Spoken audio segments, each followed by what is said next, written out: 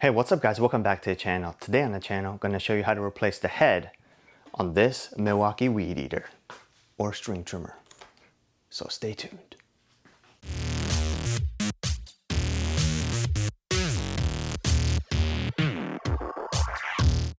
Alright guys, so we're going to be using this Husqvarna T35 string trimmer head.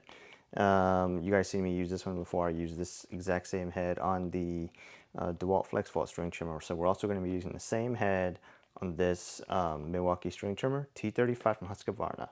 No, this video is not sponsored by anyone, the Husqvarna, Home Depot, Lowe's, anyone. This is the head that I just have readily available on good prices, so I just picked this up. I also know this exact process will also work with the Echo Speedfeed head 400, meaning it'll most likely work with other ones like the Shindawa Speedfeed head or whatever, but anyways, we're going to be using this one.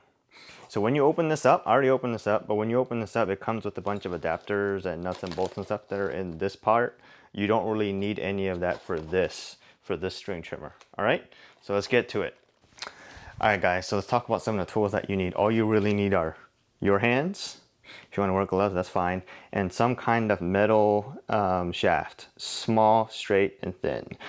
When you buy the string trimmer, it comes with one kind of with the instruction manual or whatnot, but nobody ever knows where they put those things. So if you have that, use that. If you don't, find some screwdriver, fairly small, something like this. And then that's all you really need. So everything that I'm going to say, or everything that we say or talk about or do, is going to be in terms of me facing right here, and this facing this way is going to be my 12 o'clock or straight ahead. So this way is my right side, this way is my left side. All right, so make sure you keep that in mind.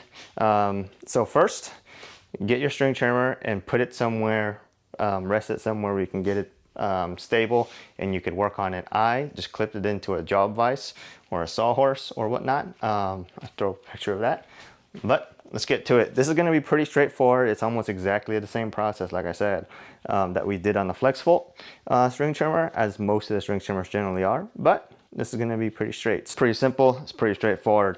If you look at the string trimmer on this side of the string trimmer, okay, there's a little hole where it looks like you would put, I don't know, a little shaft. In this case, we're going to take the little shaft. If you have the original, use that.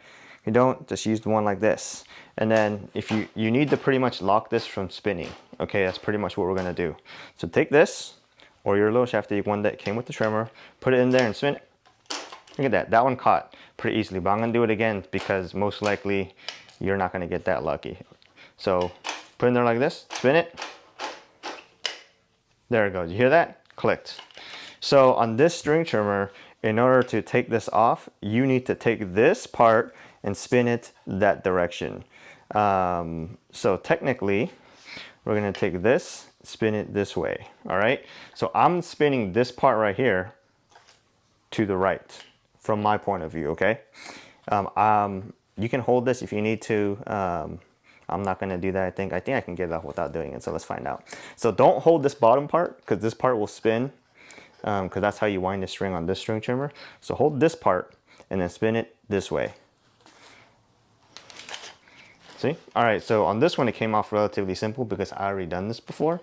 I'm just showing somebody else how to do it, but this will spin pretty freely. Spin it till it comes off.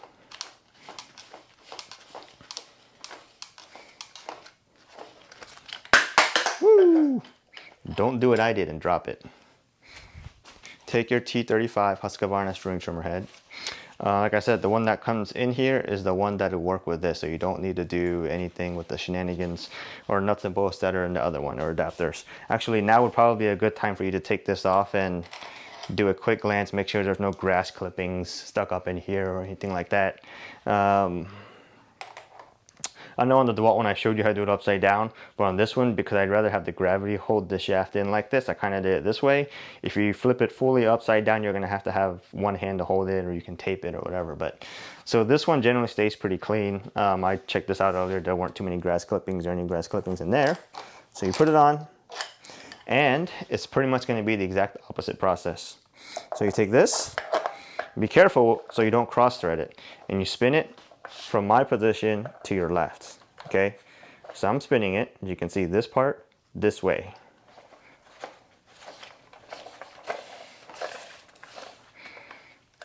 and put relatively the same amount of force you did to take it off. Remember, I did this before, so it came off pretty easy. So for you, just take 2 hands. If you have it like this, grab it.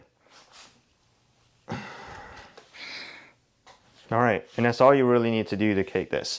You do need to get some clippers and then set the wire or the string gauge. Pretty simple. So take some clippers.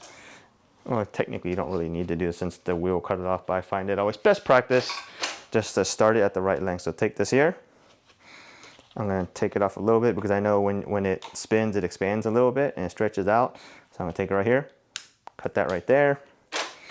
Take this here, cut this just a little bit, right, a little bit shy of it, because it will expand and tighten up inside.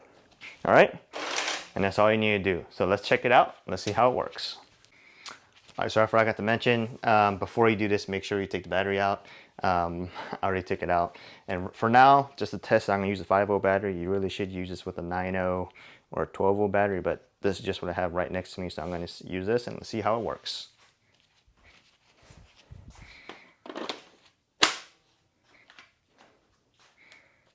All right, guys, this is on Rabbit, or I mean, this is on Turtle, so speed 1, low.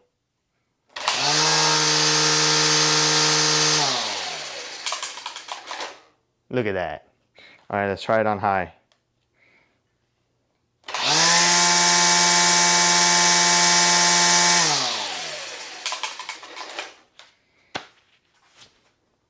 All right, guys, so that's pretty much how you replace the head on your Milwaukee string trimmer. Hope this video has helped you guys out. I know there's some people who kind of wear out these heads pretty quickly because they tap them on concrete.